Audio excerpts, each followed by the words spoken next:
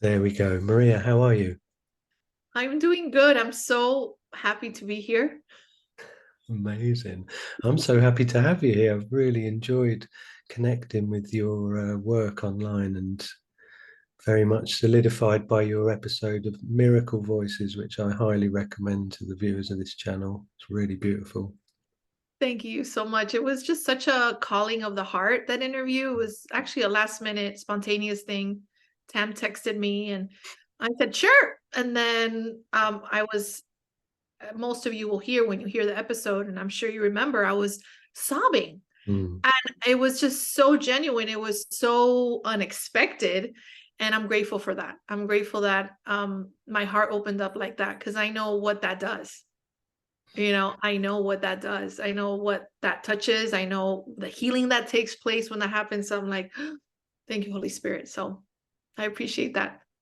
And I guess as well, your long-standing relationship with Tam probably facilitated that comfortable feeling as well to if you Yes. have to come Yes, I through. felt I felt I had always felt that I wanted to be on the podcast and I had heard about it. And her and I met when I was living in Los Angeles, and my publisher of the one that helped me get published, I'm sure you've heard of him, D. Patrick Miller. Mm. He's the one that published The Disappearance of the Universe for Gary back in the day. Yeah. He helped me publish my book, and he took me to Judith's home, and we had an incredible, what I call my wedding party, because I was about to get married to Christian. Wow. And they had like, it felt like a wedding type of celebration. And at first it was like a cake that said congrats, like a certain thing, but then Tam changed it to like a wedding cake kind of situation because we had gotten married so suddenly. Wow. um, so they gifted me with this wedding cake, and Tam and I had really close conversations. And she's very highly psychic too. So she was kind of doing readings for me because I really wanted to be a mother, and I was talking to her about that calling to be a mother, my relationship with Christian, because everything happened so fast. So I Mm. feel that she really comforted me in this transitional period in my life. Mm. So we have a very close connection. So yeah. And I think as well, the pair of them ask such great questions, don't they? They don't overlap one another. I think they're very different, and between the two of them, much like Matt did with Judy as well, between the two of them, they really bring a lot out in us as guests. Because Yeah. yeah, I really enjoyed mine, and I probably listened to most of the other ones on there. I don't think there's any duff ones really. Yeah, it's very how do I say this, spontaneous and in Mm. the moment. And I remember she literally did it in her car, I think, because she was like stuck in traffic and she wouldn't make it home. So she literally pulled over and did the whole interview in her car, like stuff like that. Like she's just great. She's just great. Yeah. So some of the stuff that really jumped out, I think we'll come back to your miracle voices as we progress, but some of the stuff that really jumped out to me and is very much in line with the themes that are kind of developing as the podcast series moves forwards is like when you were talking about study without practice. I really liked that. I wonder if you could elaborate on that for starters, please.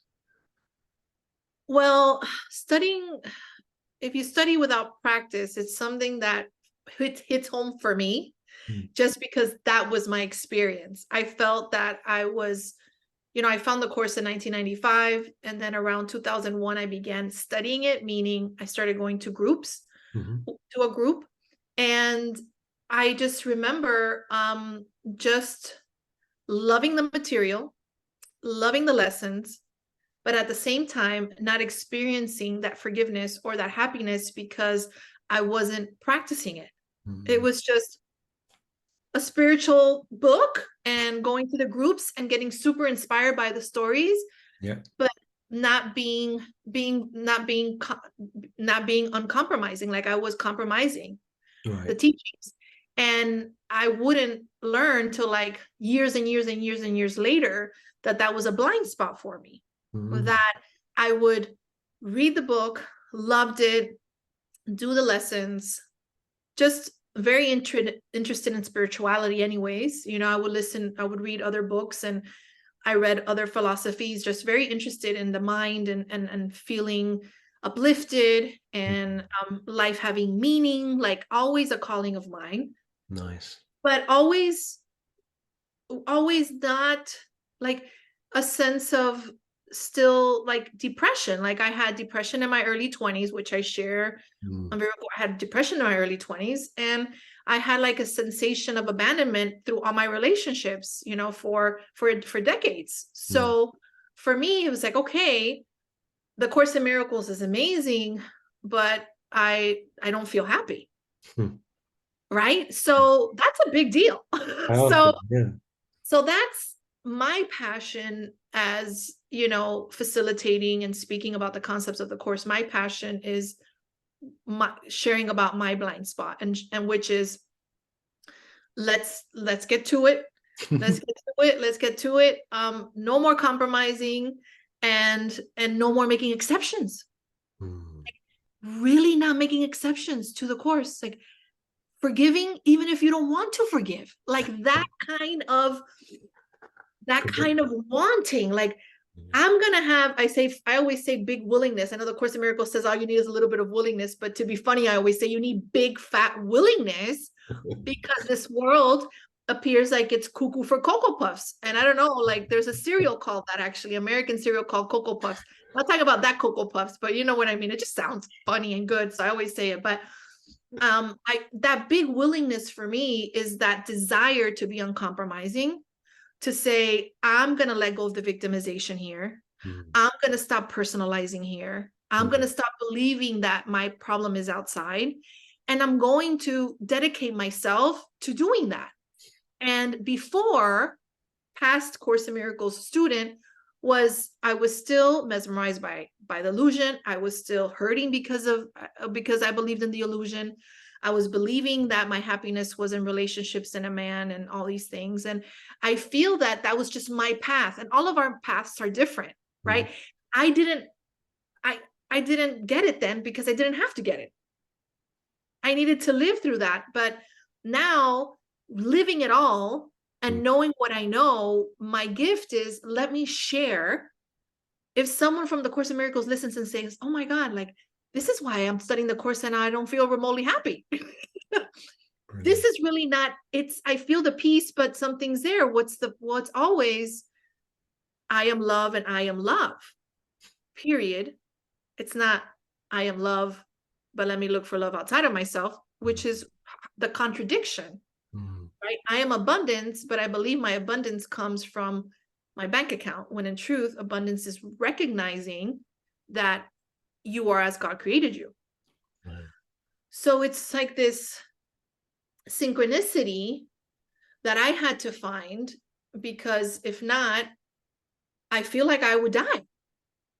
Because the way that I was living my life, the drinking, the excessiveness, especially after my first marriage and then divorce in 2009, it was like this excessiveness of things, of over drinking and men, and just like this life of where, thank God, the calling to be a minister for Pathways of Light, you know, like thank God for them helping me at the time financially to get a scholarship and become a minister with them, because that helped me to come back to the Course, to believe in it again.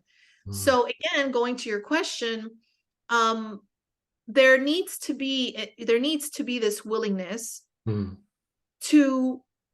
really, the only way I can say it is to really get out of the way and really allow, like really have that determination to want to perceive differently, and take that responsibility wholeheartedly, like really not wanting to be right. It's like, and it happens a lot with my husband, and I surprise myself at how untouched I am by the things he says or the way he acts, because I know it has nothing to do with me. And it's so powerful. It's so powerful because there's this lift of judgment. And that's what I'm saying about the practice. It's like, I can do the lesson of, and I could understand forgiveness intellectually, but one thing is to really experience it with a brother. right? So when I realized that Christian is not my problem, aka my husband, when I realize he's not my problem, and the way that he's being is not my problem, I am free. And that is the application, that's the practice, right? And I hear this from students and people I work with all the time. Always in Spanish you say la queja, but the word is like what they're most upset about, or they're most complaining about is are things. It could be money, it could be something happened in the family, it could be anything, different scenarios. And they're always thinking that that's the problem. Right? And we all do that. We're like, it's like we get like delusional, and then like the ego's thought system, and we're like, oh, that's the problem, you know? But when we're being uncompromising and making no exceptions and really bringing it into the heart and practicality, you start to be like, wait a second, I'm committed to have this understanding that the problem is not outside of me ever. And I'm committed wholeheartedly to living that. And what does that look like? I'm not sure, but I know that when we make that commitment, I got goosebumps to say, okay, I don't want to be right here. It's like you allow spirit in, because spirit respects you. It respects you. I always see like it's hanging out in the sidelines for you to remember again, you can remember again who you are. It's like, la la la la la la la la, like in back of a tree or something, and you're like losing it and thinking, and Holy Spirit's like, okay, I'll come out. Well, as soon as you're ready, just let me know. It's like that kind of thing. And spirit's always there, although that uncompromising nature really helps, because it's that willingness. And then spirit's there to show you everything. Does that make sense?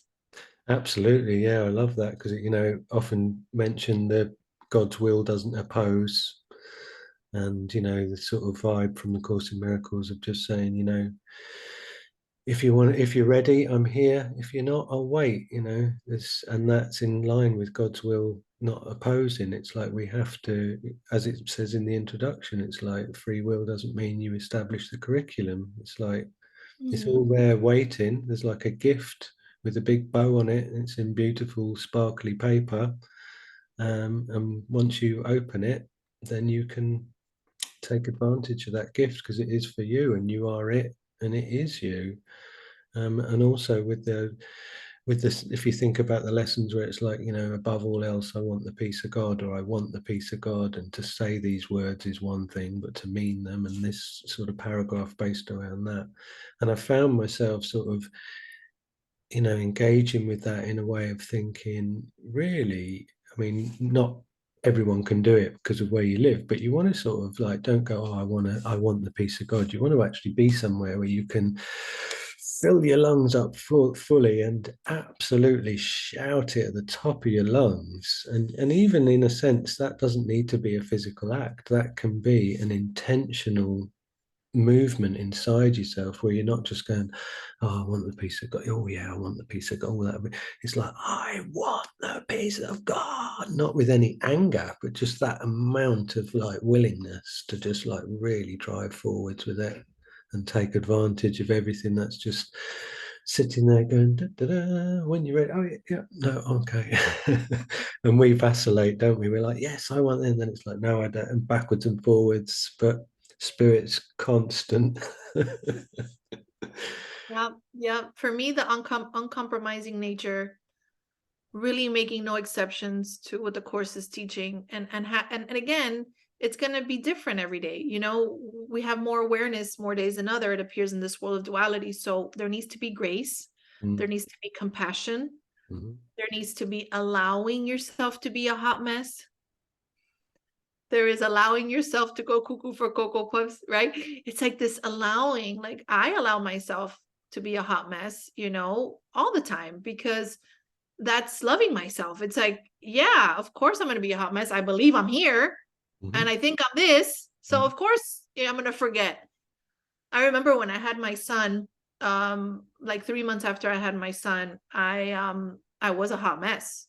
And I didn't realize it until after I was in the thick of it, that I was just hormonally, so many things were going on after having a child. And I was already I gave myself a month off, but after that I already had speaking engagement.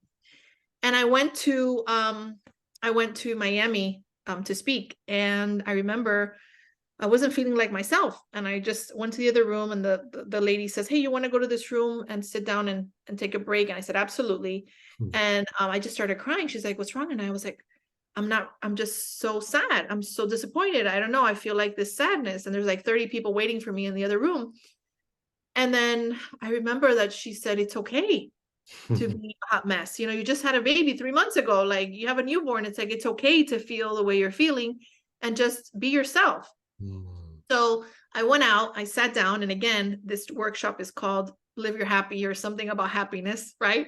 So I sit down and I say, "Hi, everyone." They already knew me. I said, I'm going to talk about, the Course in Miracles and how it relates to happiness. But I have to say that I'm doing this workshop and I'm not feeling remotely happy in front of everybody. Brilliant. And I said, quite honestly, I'm a hot mess. And I'm wondering who else here is not feeling very happy today. And everybody raises their hand. And I said, good, that's a good start. That's a good start. Great. So that being said, I feel that I've gotten really good at giving myself grace. I've gotten really good at laughing at myself, at my ego. I've gotten really good at not making it matter so much. Allowing myself to be. I feel like when we allow ourselves to be, we give other people permission to also be. We inspire them to also not be perfect, even though in truth we are. They can not have it all together, especially if you're like doing the workbook lessons every day and you're dedicated to this spiritual practice. It's okay to feel sad. It's okay to not be 100%. And when we start to embrace that more, I feel that it's more authentic. I always say authenticity is sexy. It's very sexy for me. I like it. I like the authenticity. And the workshop was so powerful because it wasn't any less good. It was actually excellent because everyone felt seen. Everybody felt heard. Everybody understood, wow, this girl or woman is allowing herself to be and being totally self-expressed and exposed, private thoughts exposed, because the ego doesn't like that. And then now we get to meet each other and realize it's not really even true.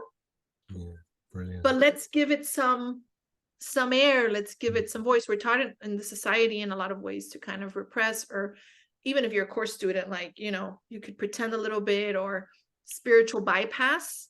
Yeah.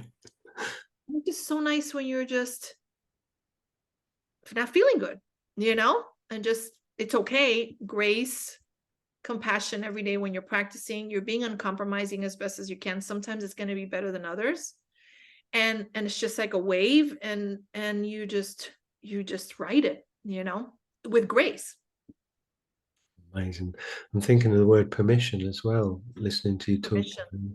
So the lady gave you permission as you readied yourself for the talk, and then you shared that permission with the room by being authentic and saying, look, this is where I'm at just today, just at this moment in my life, And another thing that crops up on the channel here is like about authenticity. I think it's really important that people listening and on this journey with us, who are also doing the work that we're doing, is that they realize that we're all a work in progress all the time we're here. And I think permission and the word allowing is like, it's so important, because the opposite of allowing is obviously resistance, and then resistance is like limitation, and we know that love just moves and flows and extends, and light extends forever, and fear is what's limited. Fear is what doesn't do that. So I think it's really important. And also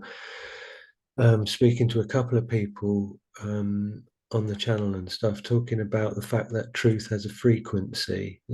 We sense truth, and it was Maureen Muldoon was saying, she thinks that we're all clairaudient, and we're all clairsentient and clairvoyant to a certain extent. And then Carol Howe was really, like, interestingly talking about communication as like 100%, dividing it and saying, well, only 7% of communication is your words.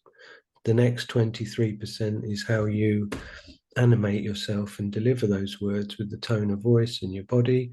And then the other 70% of communication is your energy field, is that unspoken aspect of how you're holding yourself in someone else's company.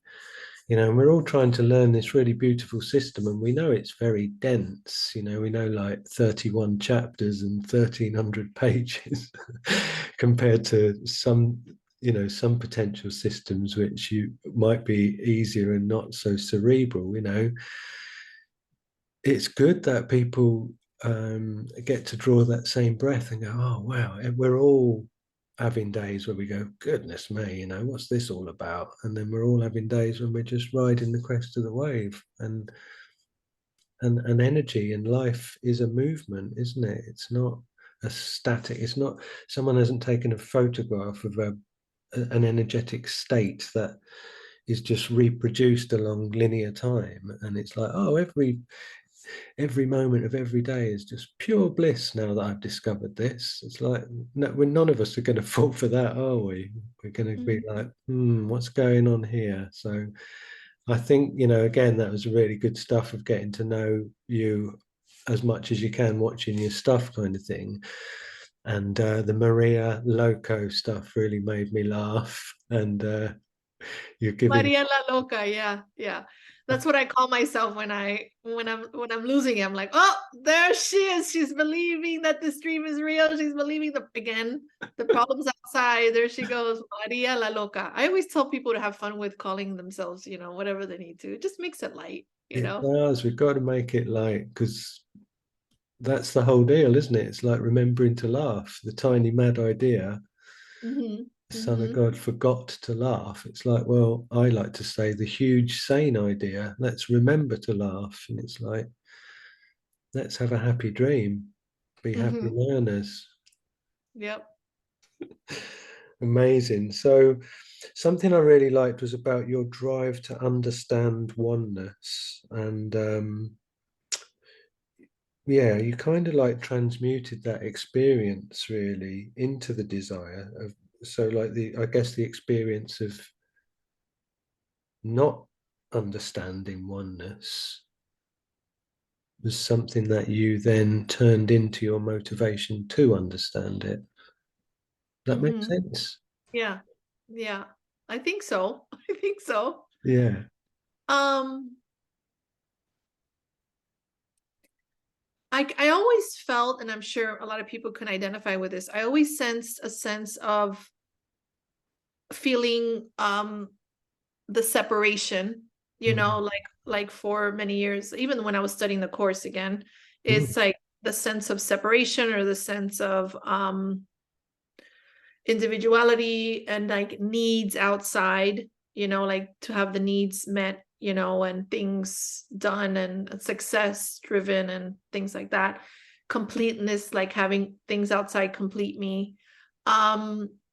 And I think what you're speaking to, what I'm hearing, is like my commitment also in really understanding that I've never left the mind of God is one of my passions. It's like, and I always, I'm always in tears when I'm always connected to that mind. It's like that, even if it's for an instant, and then I'm talking on camera, and then I can't talk, and then people are like, okay, and I don't think they think it's weird. I think they're like, wow, like, okay. Beautiful. For me, it's the discovery of that oneness has been, gradually practicing forgiveness consistently. And that's why I say, just not try, but I suggest forgive even if you don't want to. And that's the uncompromising part. And for me, forgiveness has become, I could relate to it better, is non-judgment. Is really the practice of non-judgment. That's, for me, it just simplifies it, instead of putting into compartments and step 1, 2, 3, which I totally needed. But now I just say it's non-judgment. So when I'm not judging, I'm forgiving, and then I'm back to my one mind. So throughout the years with practicing non-judgment, understanding more and more that the problem is not outside, the problem is not anything outside is lacking or anything that is messing with my peace. What's messing with my peace is my beliefs and are my narratives, my grievances. When I began to let them go, which I still have, but it's a lot less, and my sanity is more there, and my awareness that we're in an illusion is more there. I've come more into my oneness, very genuinely, very spontaneously, very guided. That I can, and then that's what I actually talk about it in my book, that love is one. Wow. Because I always felt that love was this guy, and this guy's my love, and he's going to complete me. Right. But then this whole thing of letting go of that attachment and codependency, realize, well, love is one. So there's not different loves. And I talk about in Live Your Happy. There's not the love for your child and another love for your husband. It's all the same love. Yeah. And that is it. Like, that is jackpot. That is ding, ding, ding, ding. That's it right there. So the journey of that has been through forgiveness. So that's been my journey of being able to get there and understand that concept more. Yeah. And still committed to understanding it more and more at a profound level. Because I won't say I'm 100% there yet, but I do feel it. I do feel it many times. And I do feel that oneness with God and moments of that.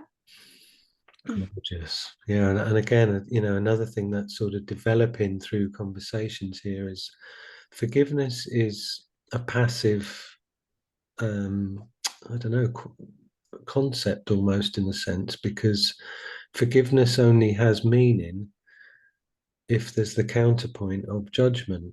Yeah.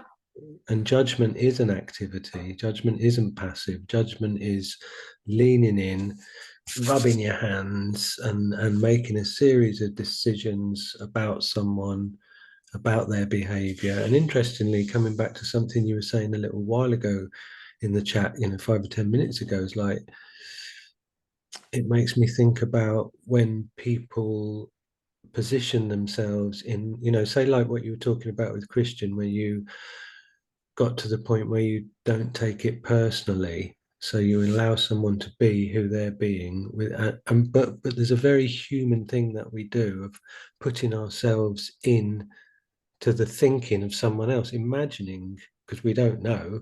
And it might be like, you might be queuing in a shop or a store, and somebody's got a bit of a funny vibe behind the counter, and your go-to thing would be to put yourself in their mind and in their thinking, what have I done to annoy that person?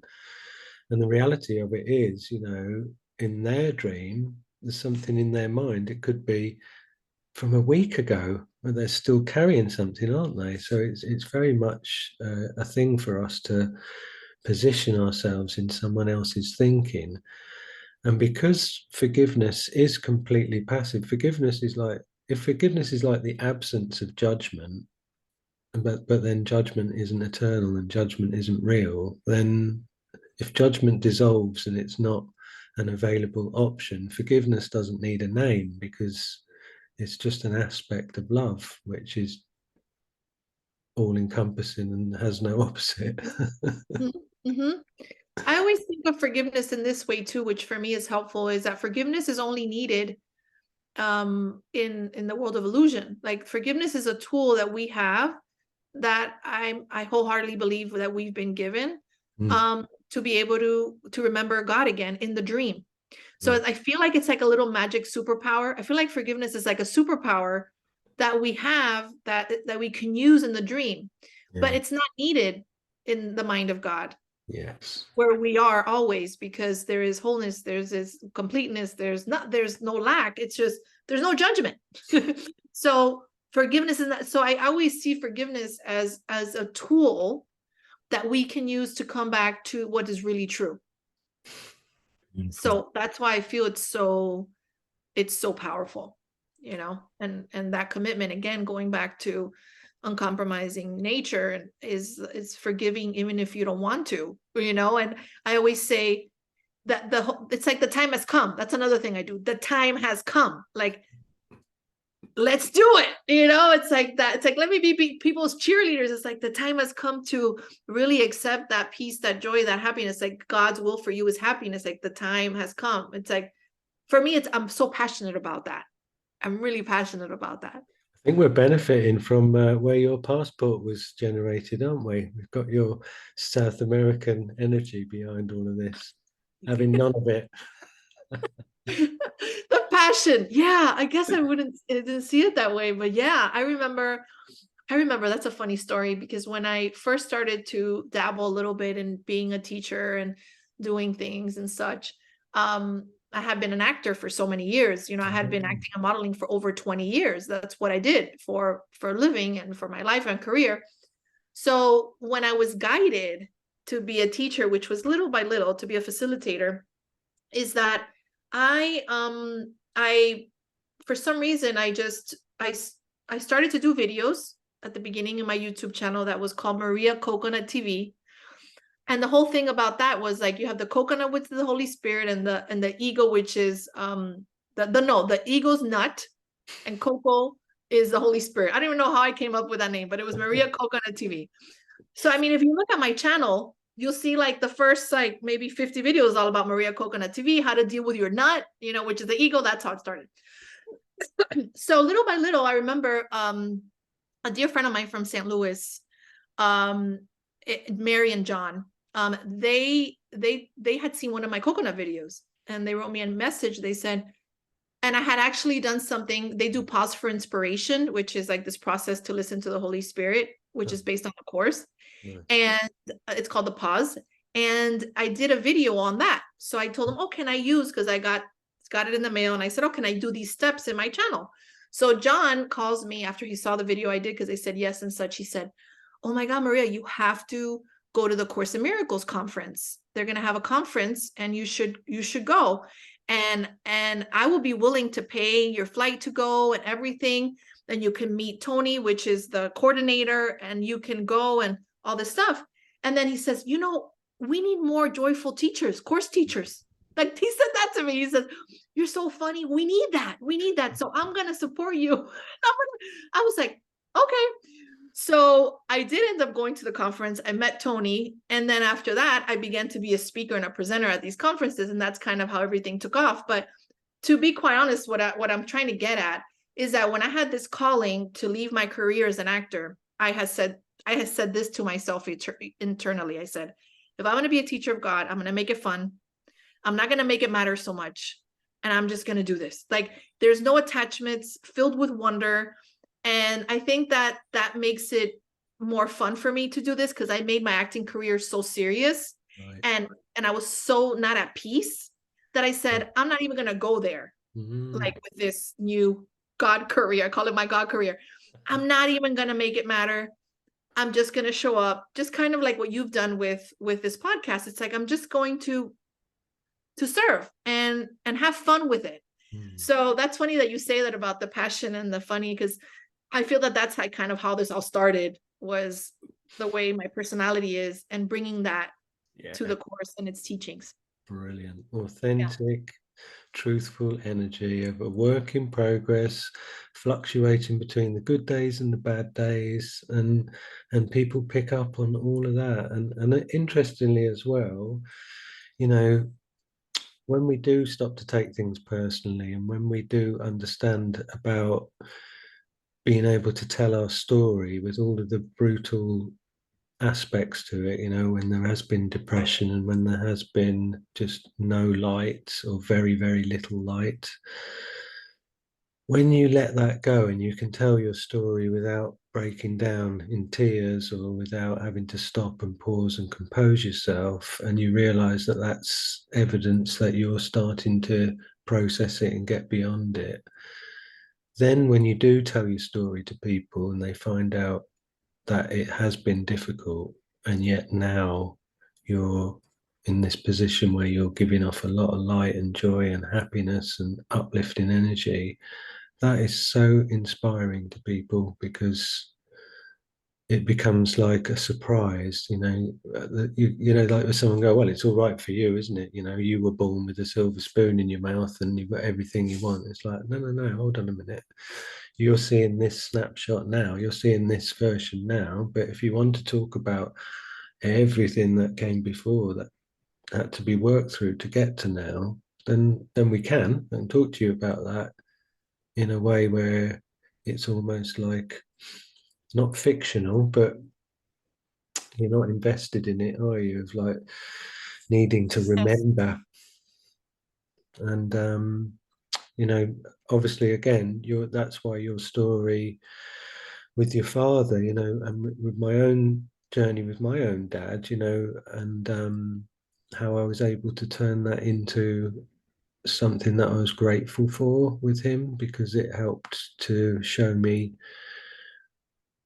what I can bring to the table for people, you know. If he hadn't have done that, I kind of like, I think in my Miracle Voices podcast, I use the story of Jesus and Judas and say, who's the most known disciple out of all of the 12 disciples? Who does everyone know like that? It's Judas. And it's like, what did Jesus say to Judas as it was all playing out in their script? And he just said to him, brother, do what you came here to do, you know?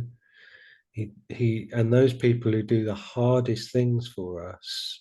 And again, I think I presented it to Matt in like a very human way and said, you know, imagine if we're just as people, someone's going to have to do something really difficult that's going to take you to your knees, but then it's going to show you what you're capable of.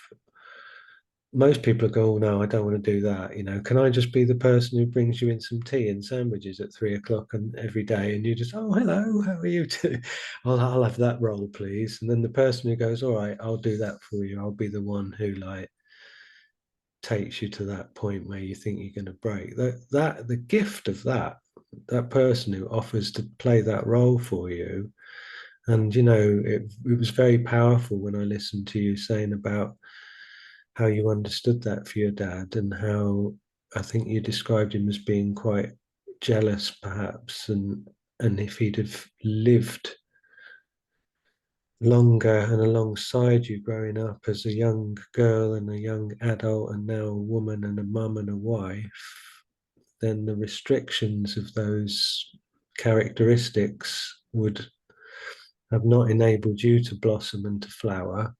So therefore, by him taking himself out of the equation, you can actually say, thank you, Dad. Thank you, Father. It's big, isn't it?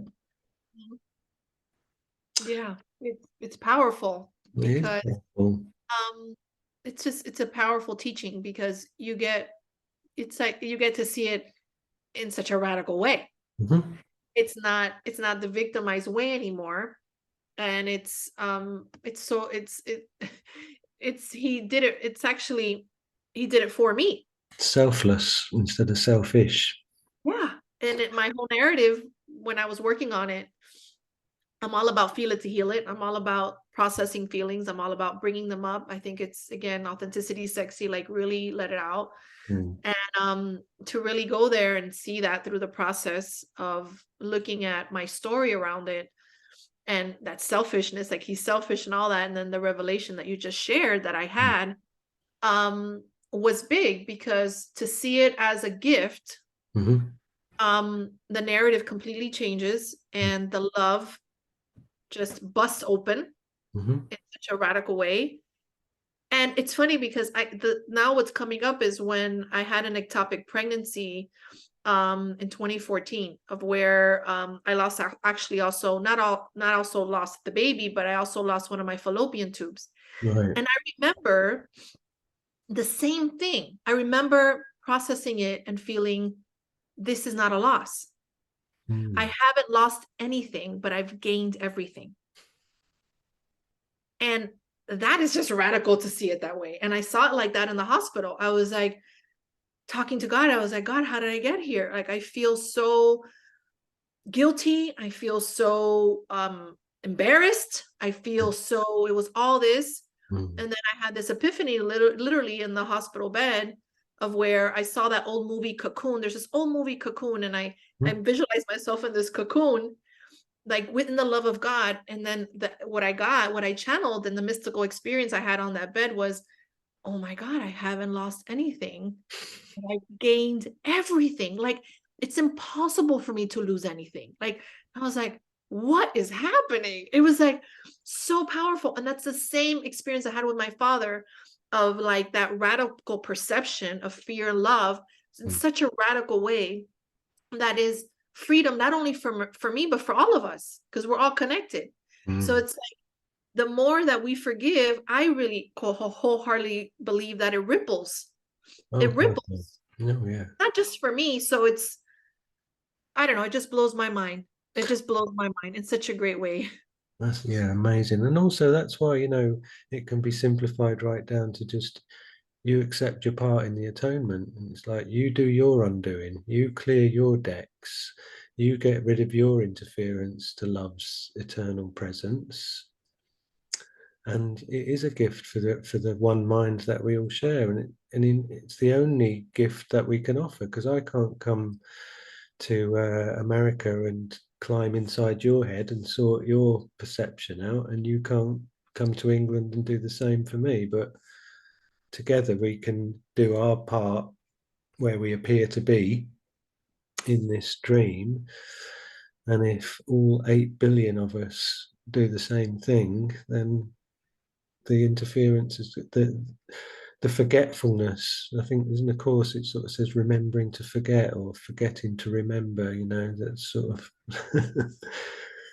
clearing the decks, clearing the trauma. And like I said to you before we pressed record, again, it's another theme. It's like as soon as you find people who've cleared their trauma, what's hiding behind that trauma? It's like, right, how can I serve? I'm only here to be truly helpful. It's like, that's everybody's desire. It's built into us, whoever we are.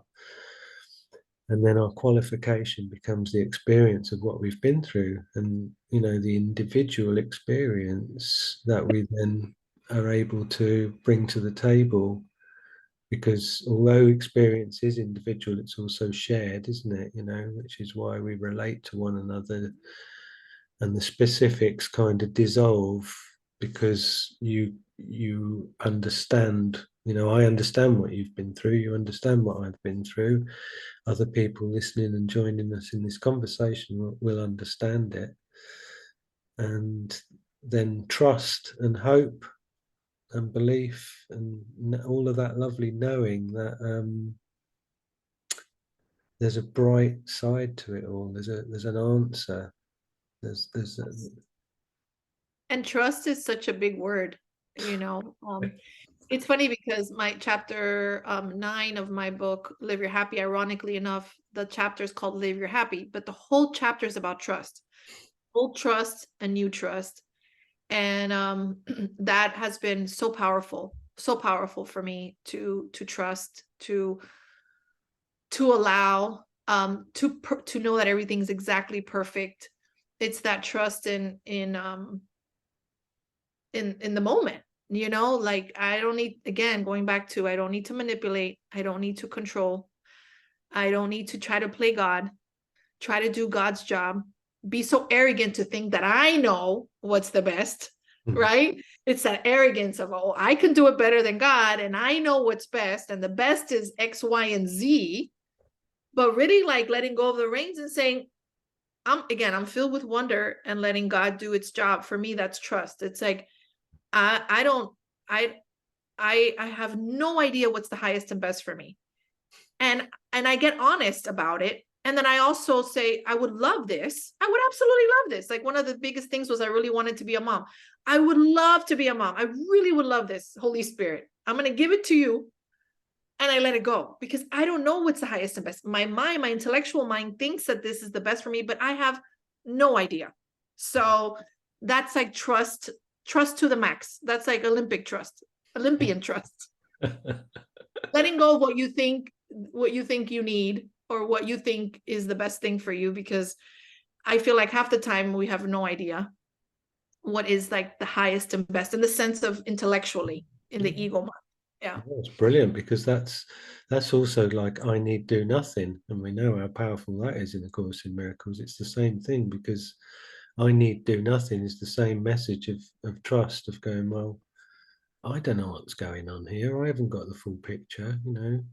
And there's a beautiful passage in the course, isn't there, where it's basically saying, you know, unless you know the whole deal, every possible permutation that could come in every scenario from what you're about to do next, then you're not qualified to run the show. So I suggest, you know, you just take your part in the atonement and hand everything over with trust, because you need do nothing. Yes. Yes. And another powerful thing to think about, and I thought about this the other day because I have all kinds of thoughts throughout the day, just like I'm sure you do, and just like all of us do. Yeah. My constant thoughts and criticisms are about myself or about something. It's like they're just constant. And then I started laughing in the bathroom. I was like, oh my God, like what a shit show. Like seriously, half the stuff that we think is not true. Like more than half. It's like, that's why I always say, do not let yourself, don't deceive yourself. Like don't allow yourself, don't try not to deceive yourself, because most of what we're thinking, believing, I mean, so much of it, because that's what the course is helping us with the help of the Holy Spirit, is to undo these false beliefs. That's the whole workbook. It's like, this is what you think is true. Let me just remind you, nothing is real, nothing is real, nothing is real, over and over and over again with different kind of words. And then the other half is, let me tell you what's the truth about you. Right. So it's like, we deceive ourselves so much. And it's funny because I see it over and over again. I was like, oh my God, I'm lying again to myself. Like, this is not true. Like what? And I start to laugh at it now because it's just a constant thing, you know? So I think it's important for us to realize, like, don't take your thoughts so seriously, because they're I could just say they're not true. 99.9 of them aren't just not true. And I think that will unhook you more out of the dream and of the fear. So that's what was also coming up as well. Beautiful. Well, I think that's a fantastic share, and I'm obviously conscious of the time that you've got today. And yeah, I'm really grateful. That's really lovely conversation, full of loads of beautiful things to think about and to revisit. And I'm sure that everybody can get a feel for what your vibe is, and then use this experience of watching this podcast to investigate your channel, which obviously I will mention in the video description. And as I said, your miracle voices was really beautiful. Thank you for sharing such personal and powerful details. And yeah, really, really, really lovely. Thank you. Thank you so much. If you want, I can read the letter to my dad to end. If you don't mind, yeah, if you've got Yeah, time, yeah, please, because it is beautiful. we have 5 minutes, so I have. Okay, so Thank let's see. you. Yeah, brilliant. So just like for story purposes, again, as we were talking about earlier, my dad committed suicide when I was 3 months old. And again, I felt like throughout my life, I had no idea that unconsciously I made it mean that he abandoned me. So all my life and all my relationships with men, I always was trying to convince men either to be with me or to convince them to love me. And I realized that it went back to my relationship with my father, with this practice that Spirit gave me. It was a 7-day kind of challenge from Spirit to go back in time and all my relationships. What did I make them mean?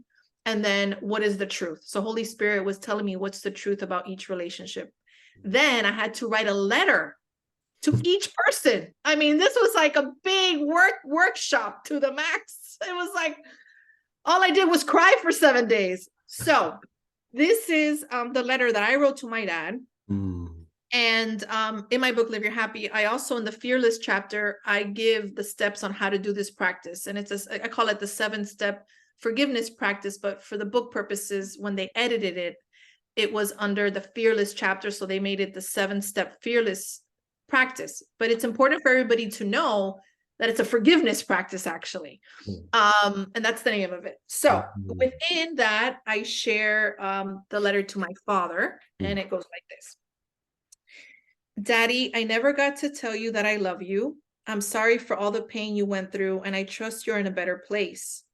You are my prince, my guardian angel, because in truth, I know you never left me and never will. We are one, you see. You are an amazing spirit who has been a great teacher. You leaving your body was never about me, but somehow I decided to make it about me. I've carried this burden for so long. Whatever I have unconsciously made it mean till now is not true. And I'm ready to let it go and let go of the cross now. I am willing to forgive you, Dad. How lovely that you were able to read through that as well. Yeah. What an uplift. Somehow I made it. Somehow I decided to make it about me. When I read that, it's so powerful because that's what we do. You know, we make it about us, we personalize it. And then I love the part, I trust you, you're in a better place, but not that. It's the prince thing. Oh my God, you're my prince, my guardian angel. When I wrote that, I was like, I meant it so much. I was like, you're my prince, you're my guardian angel. It's like, what a radical way to see, like you, even with your father, to be able to see it so differently is, it's just testimony to the audience or whoever is watching this that there is another way you can see things. And there is a freedom available to you, right? There is a way that you can, the course is teaching us that we can experience, we have the free will to experience things as we choose. And that's such a loving father. Like I always think of God having us on a pedestal, you know, holding our truth and just, there's nothing wrong here. You're so perfect and has nothing to do with this world, you know, and what a loving father to give us that, the understanding that we've chosen love already. You know, the understanding that we've chosen oneness already, that we're not dreaming really, like we are in God. And at the same time, God saying, you have free will, because at the end, you've already chosen love, you know? But we get to decide the experience. So you get to experience the situation with your father that you've decided to experience. I've decided to experience it through that too, through that forgiveness. So anyone watching this at any given point in time can, the course is teaching us that we can decide the way we're going to experience it, through joy or through pain, through fear, through love. So that's powerful, you know. And also, because time isn't linear, you know, and it's holographic, we forgive those old versions of ourselves and we forgive those memories and we forgive those projected imaginings for a future or for other timelines. So the forgiveness doesn't have to be where we are at the moment. When we resolve that situation, it just casts its beautiful light through all of those apparently different times, but it's just one time. Thank you so much. Thank you Thank so much. you. Yeah, really lovely. Love what you're doing and just keep bringing that South American fire to the table for us, kicking some butt. You continue with that sexy accent from England. Brilliant. Sharing your truth and your joy and that beautiful smile. Continue to do. Yeah, it's Thank you. wonderful. I'm so happy. Congratulations for this podcast, Thank you. and also thank you for the invitation. I love connecting like this and speak and sharing these concepts. So thank you for giving me the platform to be able to share my passion for the course and my experience with it. Brilliant. Amazing. Thank you for your time and let's stay connected. Yes, absolutely. I would love to continue to dialogue with you. Thank you. Bye, everyone. Thank you. Take care.